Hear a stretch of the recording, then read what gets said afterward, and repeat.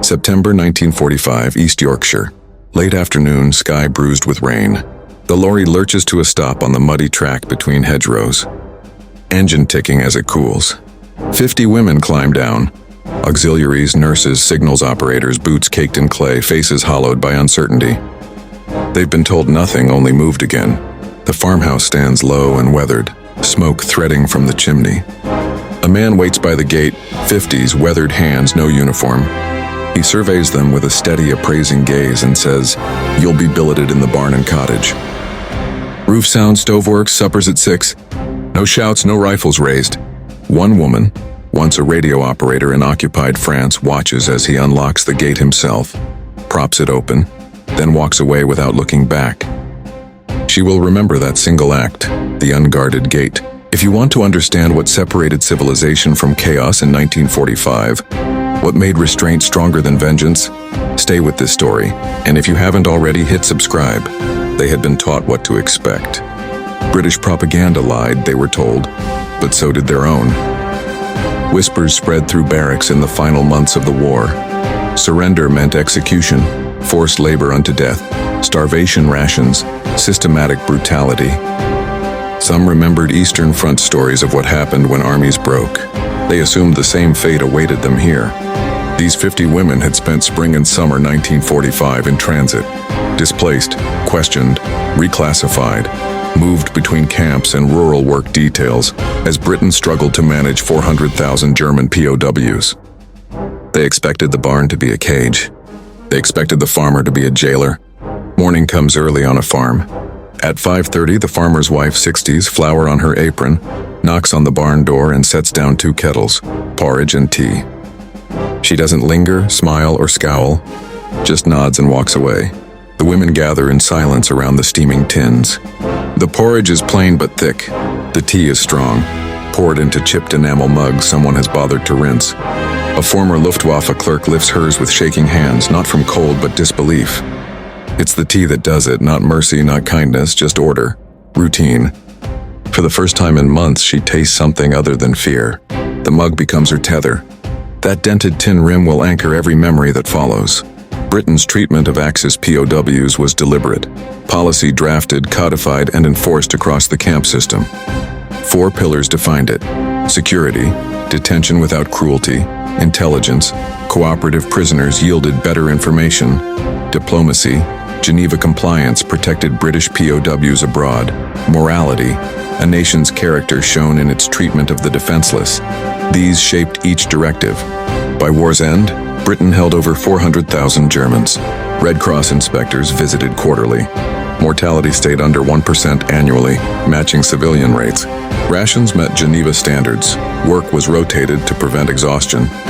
Medical care given without prejudice. Restraint became policy. The first morning, the farmer gathers them in the yard. He speaks slowly through an interpreter, a German-speaking lance corporal from the local garrison. Rules: work at 6, lunch at noon, supper at 6. Sundays off unless harvest demands it. No leaving the property unescorted. No fraternizing beyond what work requires. Letters home allowed censored. Medical issues reported to the corporal. This is a farm, the farmer says, not a punishment. You work, you eat. You don't work, you still eat, but you'll be moved somewhere less comfortable. Silence nods.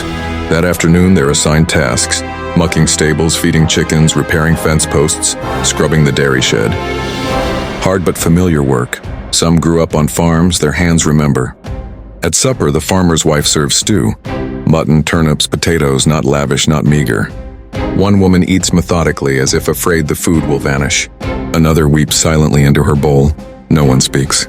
The farmer's wife refills bowls without comment. The farm runs on wartime scarcity, labor-intensive, machinery limited. The 50 women fill gaps that keep it afloat. Mornings, milking, mucking, feeding livestock. Afternoons, field work, planting winter wheat, digging drainage ditches, mending stone walls. Long hours but regulated, 8-hour days with 2 15-minute breaks. When a garrison supervisor proposes longer hours, the farmer refuses. Tired workers make mistakes, he says. Mistakes cost me money. Within 2 weeks, a rhythm forms. Reliable women get small responsibilities. Managing chickens, running the cream separator, driving the pony cart to the village depot. Not rewards, just practical delegation. One former Berlin secretary is entrusted with the ledger: egg counts, milk yields, feed inventory. Her script is neat, exact. After a month, the farmer reviews the book, nods once, and says, "Good." It's the first acknowledgement of competence she's heard in a year. She never forgets it. Villagers watch from a distance at first. East Yorkshire, 1945. Many have sons in Europe or buried there. The war is over, but grief is fresh.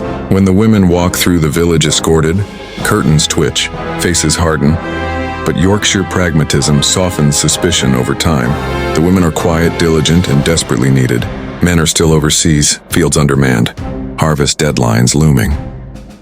One October morning, the village baker, limping from the last war, sets aside an extra loaf when the women collect rations. A small gesture, but witnessed. A month later, during a storm, 2 women help a nearby farmer rescue sheep trapped in a flooded ditch. 3 hours in driving rain, knee-deep in mud, no complaints. Afterward, the farmer's wife brings them into the kitchen, makes strong tea, sets biscuits on the table, says nothing. They sit by the stove, shivering. When they leave, one woman turns and says, "Danke." The farmer's wife nods. Trust isn't declared, it accumulates. 1 loaf, 1 cup, 1 nod. In November, a woman, a nurse from a field hospital outside Kiel, develops pneumonia. Fever spikes fast. The farmer's wife finds her shaking in the barn and doesn't hesitate. She moves her into the spare room. The village doctor, 60s, brisk, unsentimental, arrives within an hour. He treats her as any patient. Sulfa drugs, daily checks. He doesn't comment on nationality. The woman recovers in 10 days. When she tries to thank him, he waves it off. "Just doing my job." Britain's medical treatment of POWs wasn't exceptional in compassion, but in consistency. Care based on need, not nationality. Mortality from disease stayed negligible across camps. December brings frost and Christmas. The farmer is not religious, but his wife is. On Christmas Eve, she asks the interpreter if any women want to attend midnight service. 12 volunteer. They walk through the cold, escorted, and slip into the back pews of the village church. The church is plain. Stone walls, wooden benches, candles flickering in the draft. The vicar, elderly with a gravelly voice, offers a short homily on peace and forgiveness. Then the congregation sings Silent Night, first in English, then hesitantly in German. Stille Nacht, their voices grow stronger. An old woman in the front pew turns, meets their eyes, and nods. After the service, tea and biscuits are served in the parish hall. No segregation. The women stand awkwardly until a villager gestures them toward the table. They drink tea quietly. Villagers around them have lost sons and brothers. Grief lingers, but tonight no one speaks of it. Just chipped cups, plain biscuits, a hymn sung in 2 languages. One woman writes decades later, "It was the first time I believed we might be forgiven." The moment stays with her. "We're halfway through this story," the narrator might say. If it's challenging what you thought about war and humanity, subscribe. By January 1946, restrictions loosen. Women run errands unescorted, trusted to return. None run. Where would they go? Germany is rubble.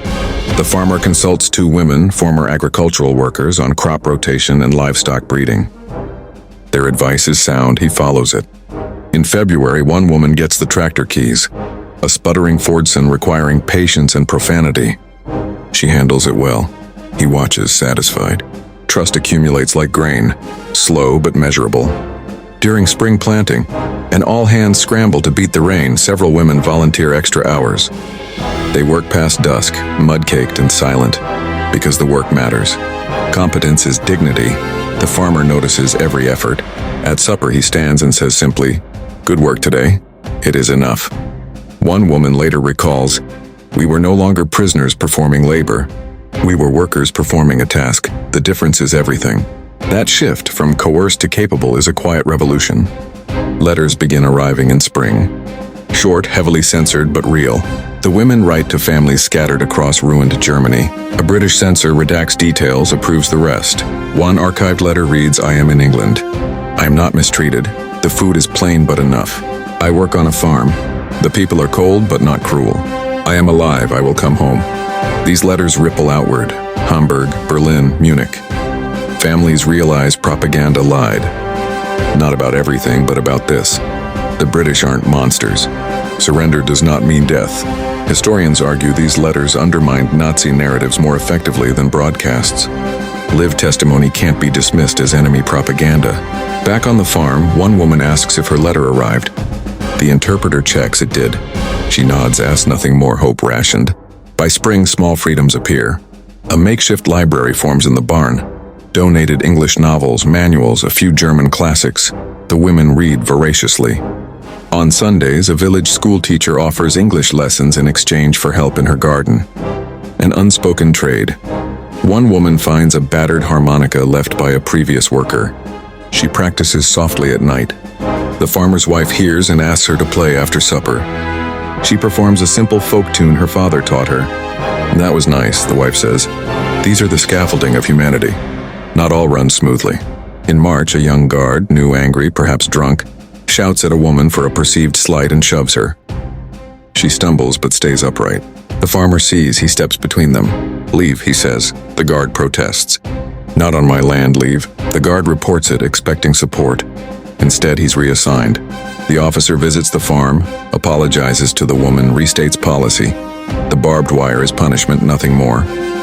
Shaken but unharmed, she returns to work. The women understand. The system protects order. This isn't mercy, it's discipline, cold, reliable.